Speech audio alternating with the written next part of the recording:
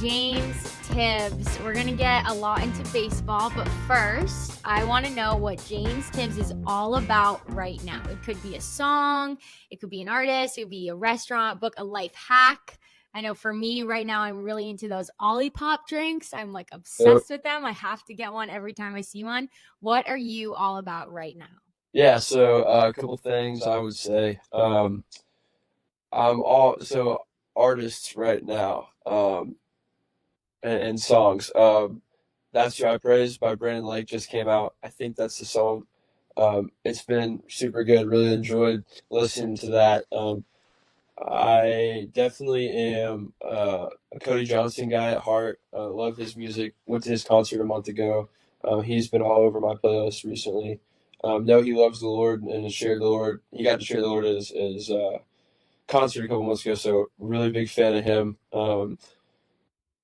And that's that.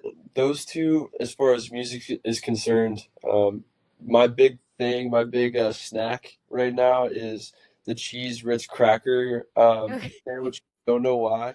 That's just Okay. my snack right now. Uh, and then the other one is Proverbs. Going through Proverbs, just finished Proverbs today, and that's been a huge, you know, boost of just peace recently. So those things kind of be my consistencies right now. Good. Well, you're a wise guy, clearly, after today. That's awesome. I love that. Well, you've had a crazy, like, last probably 4 months of your life. You lead your team to the College World Series, you get drafted, you leave college, now you're playing pro baseball. Have you had a moment to just sit back and be like, wow, like, what just happened in my life? Uh, to a degree, yeah. It's hard to, and for three. So there was 3 weeks in between the College World Series and the draft, and I got to process a lot of that, and just the season itself, and just the cool memories, and the people, and the relationships, and just the memories that we were able to make. I did get to process it a little bit, and going into the draft with just an unknown, you kind of just you're tense, you're like ready to go, you're ready to figure it out, all those things. And like I didn't know I was getting picked by the Giants until a pick before, right? So like up until then, you really have no clue what's going on. And so I text my agent like a week and like a couple of days, and like, yo, what's going on? Like, any idea? It's like, no, man, like, no idea. It's like, man, we're waiting 2 minutes, 2 minutes Yeah. later, and Sorry, you're on your own. so it's been chaotic to say the least. To see the way that the Lord has provided and taken away. I think that oftentimes we think about the provisions that the Lord takes away as things, or the provisions the Lord gives us as things that we get. But oftentimes we forget about the ways that the Lord takes things away that are provisions as well, and the way that He provides through those. So it's been beautiful to see just kind of the way that the Lord's worked, and you get into pro ball. It's like, all right, well, you hit the ground running. I signed and I'm practicing the next day. I'm getting after it. I'm in Arizona. It's 115 degrees every day. We play in 4 days. And then I'm doing that for like a week, week and a half, and then all of a sudden it's like, boom, you're gone. I literally got out of stretch of practice and was in San Jose, that night. So it's a very rapid and quick process, and to be honest with you, like I'll be able to process things more specifically once the season's over. But as for now, it's just a lot. You're trying to keep your head down, and as an athlete, we're always just trying to look for the next thing and look for what's going on and what do we need to accomplish, and how do I get in a routine and all those things. And so it's been a test for sure. It's a lot of things that uh, I'm uncomfortable with, and are new and are hard, and trying to figure all that out and process all that at the same time are not very easy tasks. So it's been a lot. It's been a blessing, and it's been a challenge, and I've loved it. Yeah. Well, that's awesome. And I can imagine you have, I mean, you have to put your head down, right? Like you probably have dreamed of this specific season of your life forever since you're a little kid. But it's not like you get to this dream and now you're like, okay, I actually like now I have to work even harder, right? So that's probably awesome. Yeah, Yeah. cool. No, it's such a blessing. I actually have a reminder on my phone that pops up every day at 11 o'clock and says, "What would your 4-year-old self think?" And it's like if I thought about what my 4-year-old self would think, and how cool he would think this is, it puts a little perspective on my life. So it's pretty cool. I love that. Just like a alarm on your phone. Yeah, pretty much. It's just like a Yeah. reminder. I buzz my phone at 11 o'clock every day, and it says, what would your 4-year-old self think? And it's every single day. It's been fantastic to see that. Yeah, that's so good. We actually did, I played Boston College lacrosse, and for one of our team activities, we each got a printed out photo of ourselves as a young lacrosse player. I think mine was like my first ever lacrosse team. I had like a thick kilt. It wasn't like an athletic skirt, but for some reason that team we had kilts. So I was like, this is a strange uniform, and I had these massive goggles, but I taped it to the front of my playbook. And it was like you just said, it was a nice reminder. And I wrote the exact same thing. I wrote, what would she, I said, what would she say? What would this girl say? And I think, something I struggled with in college was overthinking. Yeah. And so what would little Annabelle say? She probably wouldn't overthink it and be like, yo, this is sick. Like you get to play for BC lacrosse, right? So I just love that you have that little reminder, and maybe I'll start doing that. That's really Yeah, cool. overthinker as well. It's been a lot, and that we can get into that here shortly. But um, that helps me kind of just remember how cool this all is. So Mm. not many people can live out their dream as much as they actually have the dream. And uh, uh, when things get tough, it's like I have to remember that I'm so thankful for the opportunity, and that's exactly what it is, another opportunity. Totally. Sports are supposed to be fun. That's good. Well, the first time that I actually saw you, James, was on Sports Spectrum's Instagram. And it was a video of you at a press conference following loss to Tennessee in the College World Series. And I have lost some big games in my college career. And I was absolutely blown away by your response in that moment at the press conference. And I want to just read what you said. You said, I think oftentimes we see people give glory to God in the good times, but I'm going to give glory to God in the tough times too. And then you said a little bit more, and then you ended what you said with the verse I've been preaching all year is Proverbs 16:9. Man plans his path, but the Lord establishes his steps. This isn't quite how I thought it would go, but I'm so blessed to be part of this team this year. I honestly, I think I audibly said out loud when I was like scrolling on my phone. I think I was like, dang, like I wish that was my response when I had, was put in a tough moment of magnitude like that. So, like, I just want to know, what did you feel in that moment that you were able to have that response in that press Yeah, conference? I had a really difficult College World Series. I played really bad. Just didn't do as well as I had hoped I would do, and just to contribute, and it just hurt like the whole week. Like I felt so awful for my team and for our fans and for our university that I just couldn't pick up the slack. Just a little bit more. And this is the first time I'm kind of saying that out loud, but it's just it was a really hard week for me, and the whole time, my whole thought process has been like, how can I glorify the Lord? How can I, praise the Lord? And as I walked up the stairs and they told me I was going to get interviewed, my first thought was like, this is my chance to glorify the Lord. Even though it was terrible, like I didn't play well. I feel like I disappointed everyone. I feel like I, didn't do my part. Like I get a chance to just glorify the one person that will always be with me and that has given me the opportunity to be here in the first place. And when I said those things, I think immediately I felt like a little fake.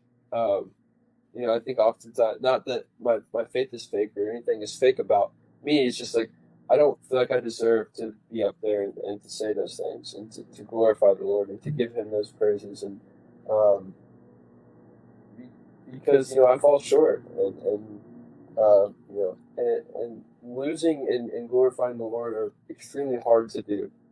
Uh, but I knew that that was what I needed to do because the one who had given me the opportunity, I deserved to praise him. You know, Mm. in those moments, it might be hard and it might be difficult, but I just realized that even in the tough times, like, Lord, you're molding me for something bigger. You're molding me for something better.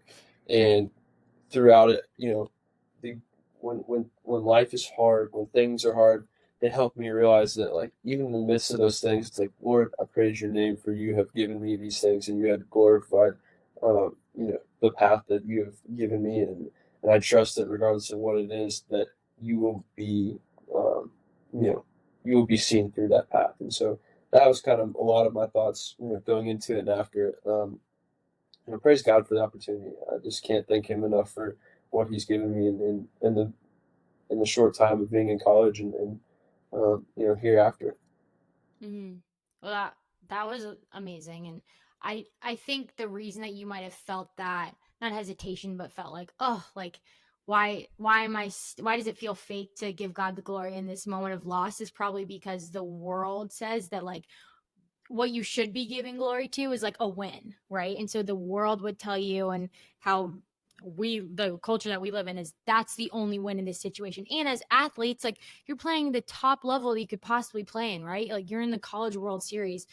Anything short of a loss is claimed to be not worthy, right? But you're in that moment saying, God, you're worthy of this, even though like this isn't what I want. And you, that's how you ended what you said. You're like, this isn't quite how I thought it would go, but I'm still blessed. Like you're basically saying, regardless of this, and wins are awesome, and we want to win. I don't want to lose. Like you're Yeah, competing for a national championship, duh, right? Like that's the whole point here. But you're saying even still, even if I don't have that trophy, like he's still worthy of all of it, all of the practices, all of the games that it took to get here, all of that.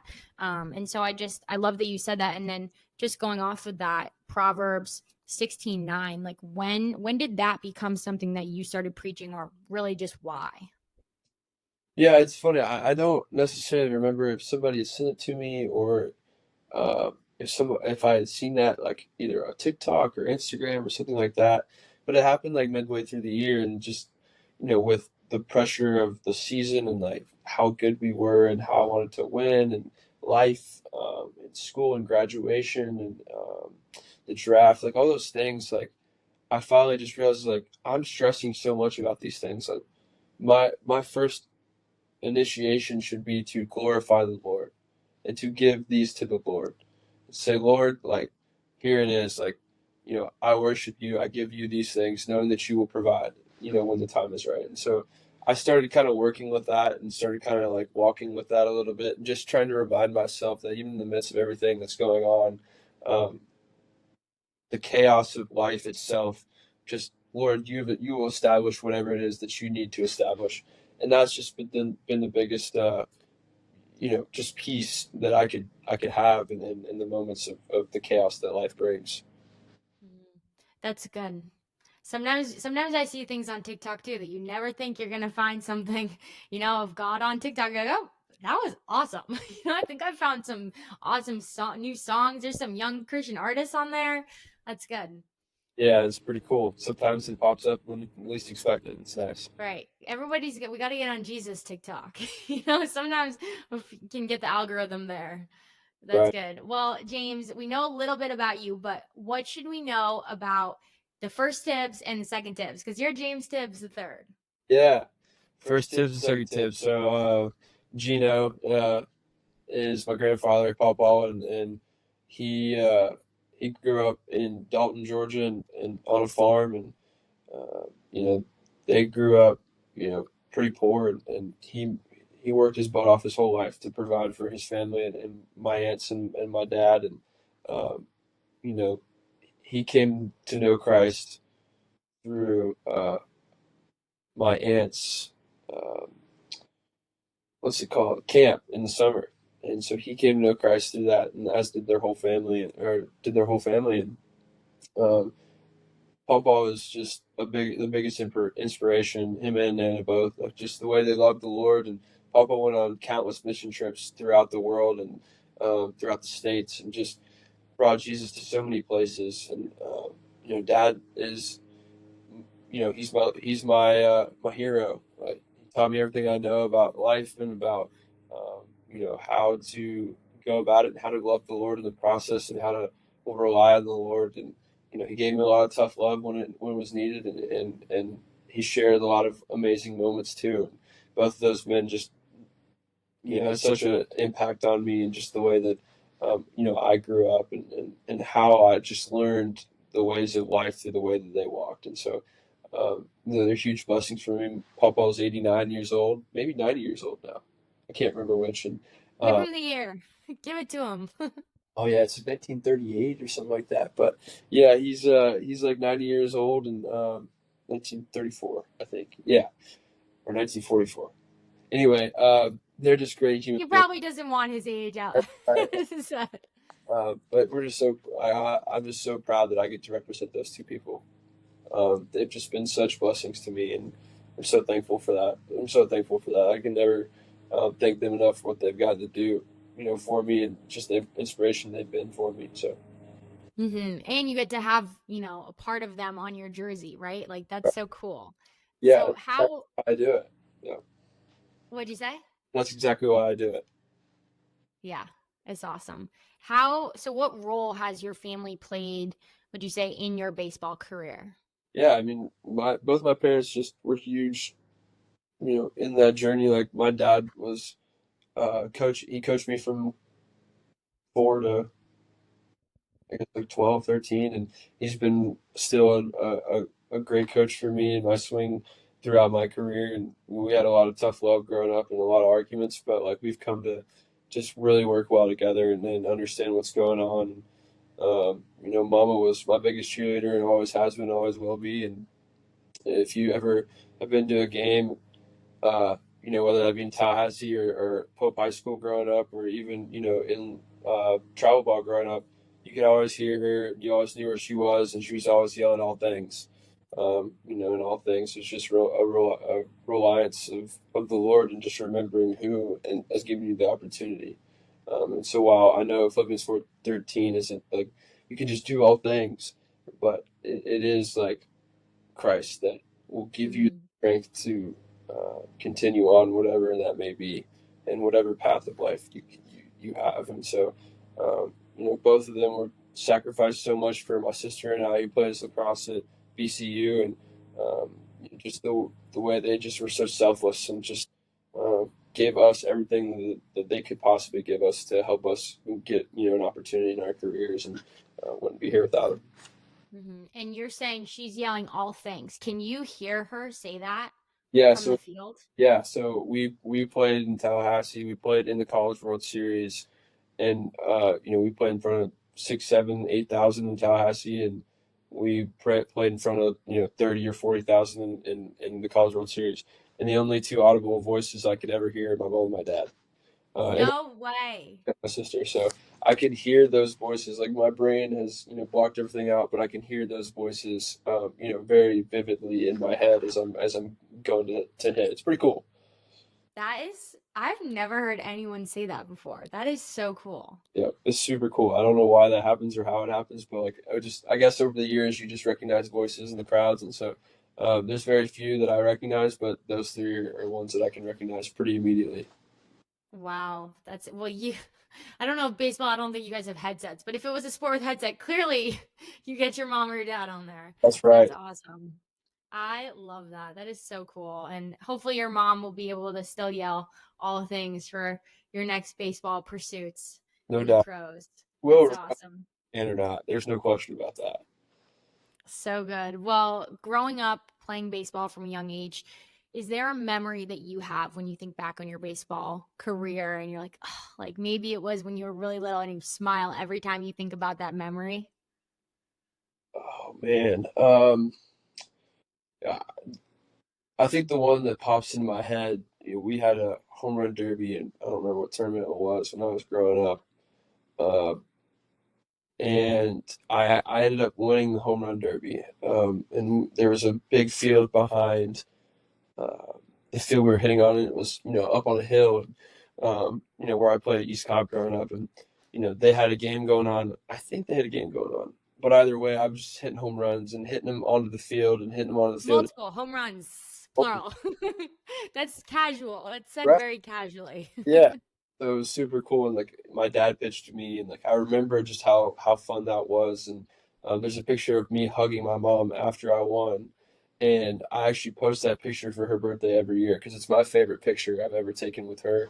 Um, and just those kind of memories growing up, like the good, the bad, the ugly, like it was all so much fun, and I wouldn't change it for the world.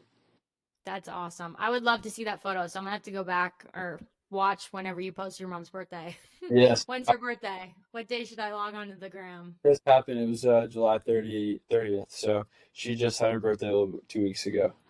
That's so awesome. Well, I love that story. I love thinking back to it's funny what you hold on to as a kid, right? Like we probably don't remember all the games we've ever played in, whether it's a lot of sports or one sport, but that's an awesome. I love that. Cool. So good. Well, James, that was when you were really younger, but now that you're older and you're playing in more intense games, right? That your parents probably are a lot more stressed out at. When you step up to the plate and there's a lot of pressure and all eyes are on you and you're probably really nervous, what do you do to just stay loose, calm yourself? Like, what are you thinking? What's going on in your head? Yeah, so you develop those skills over time. It's not something that you just grow on overnight. I think there's a couple things that I do when I'm nervous. I usually like just I'll say the name Jesus. That just usually is a remembrance of why I'm playing it, and a little bit like, oh wait, like this isn't as big of a deal as I'm making it out to be. The second, like the two other things I do is like I'll stare at a spot on my bat and I'll visualize success, and like those three things are kind of help me just remember that it's all muscle memory. It's all whatever I need to do. I've already played for. I've already practiced for it. I've already done all the work, and so it's just a matter of going out and executing. And those three things kind of help me uh, just kind of you know feel way more calm than I necessarily always am. So um, definitely what I do for sure. Good. So now when people watch you, they can know what's going on in your head and they know what you're doing when you're staring at your bat.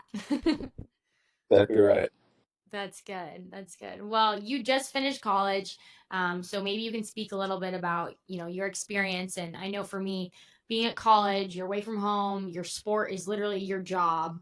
You trying to have a social life, and through all of that, you're trying to have a relationship with God and honor Him, right? Did you struggle with the balance of all of that throughout your college experience?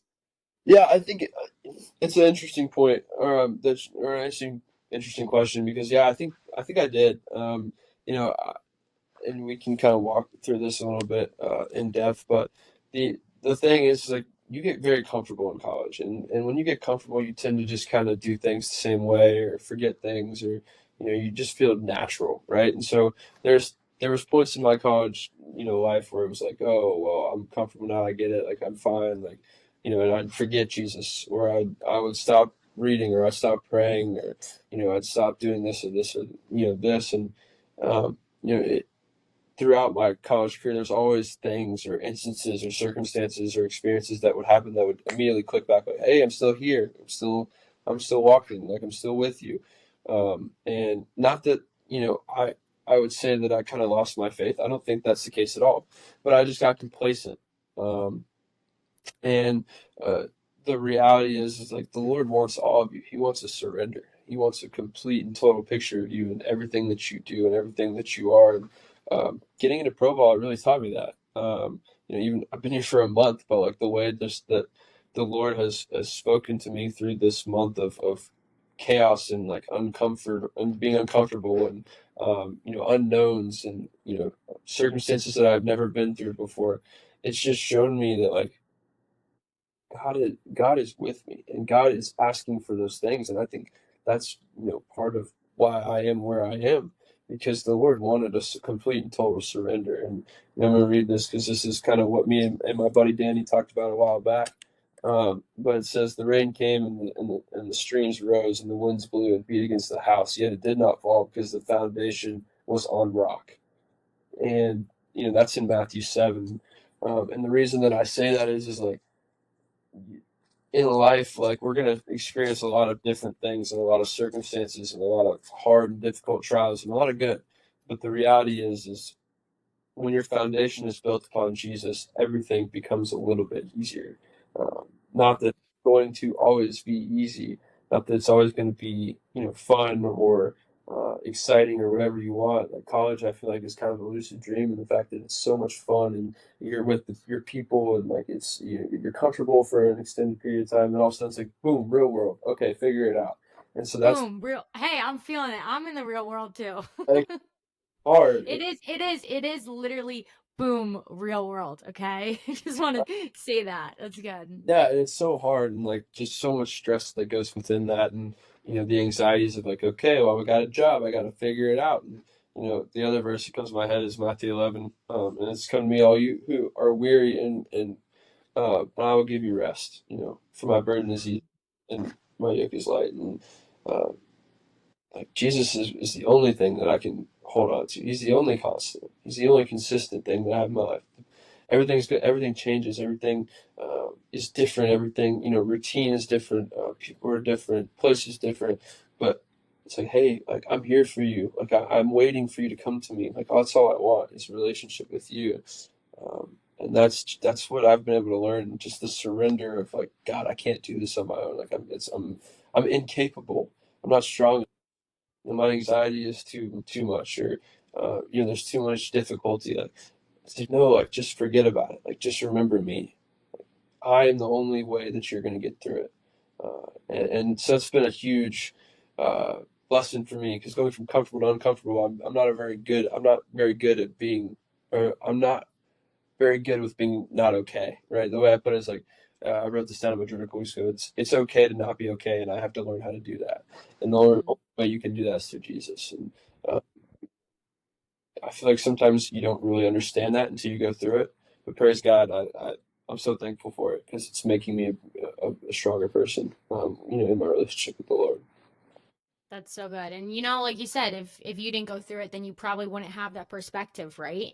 And you probably wouldn't know, okay, I'm in chaos. Like you said it was kind of chaotic right now. You're in different uncomfortable situations. And if you didn't know how to get through chaos, like if you didn't do it before, then you'd probably not know, oh, this is like really when I got it. Not that you shouldn't call on God in good times, but like really when you know that you can access him still, right? Oh, that's so good. And just with that, right? Like clearly you have, a strong relationship with the Lord, and you rely on him, right? Like this isn't just like, hey, like we're cool. I'm cool with you when like things are good, right? Like you clearly know just from hearing you talk that you are calling and you are relying on the Lord at all times in your life. So what did you do maybe in college, if we can just hone in on like that, time period of your life that helped you just really maybe like stay on track, or just encourage you throughout your time there to have a relationship with Jesus? Because I know that like even for me, like I got really busy, so there were a lot of times I was like, oh, like I don't have time to go to my athletes in action, or I probably don't have time to go to church or watch church today. And then it had to just become like the discipline of doing it, and that's what allowed me, I think, to stay in a good relationship with Jesus and know, okay, I need to rely on him, or like I'm not going to get through this season, right? And so, like, what did you do throughout college that you would say, maybe this is just advice for other people, like, hey, I did this and it really helped me stay disciplined with my faith? Yeah, I mean, I think the biggest thing is I got involved. I think oftentimes when we like try to do things on our own, we try to like, make everything just a single person's journey of trying to figure it out and try to walk. And like I think we often forget, like, and there's like people that are going through the same things, they're going through the same difficulties, they're going through the same troubles, they're working in the same place. And I got involved, and so I got involved with the great church my freshman year, and really started going to church my sophomore and junior year. And um, you know, shout out DCC. It's such an amazing place, and I got a mentor, and somebody that I can trust, that can walk with me through life. And shout out Dylan, and I got involved with Young Life Ministries, and working with the college ministry, and I met so many amazing people, and including some people that I'll take with me for the rest of my life. And those people helped mold me and just allowed me to see and seek Jesus and see what it looks like to follow Jesus consistently, constantly, and wholeheartedly. And through those people, it showed me, hey, I'm not alone, and B, those people can help walk with me, right? It's like, where two are, the Lord is with them. And so through those people and those opportunities, um, I just, it helped me, and it gave me so much hope that like other people were going through the same journey, the same struggles. And we were able to start Bible study on the team my freshman year, and did it all the way through. And just to walk with that, to see the way that the Lord works in that ministry, and through our team. And this year, like we just like to see the way the Lord moved on our team was so freaking awesome, and he was so amazing, and to see the people just grab onto the Lord and run with it was just fantastic. And so those encouragements, they change you. They change the way you walk. They change the way you view life, and it absolutely molded me into the person that I am today, and I'm so thankful for that.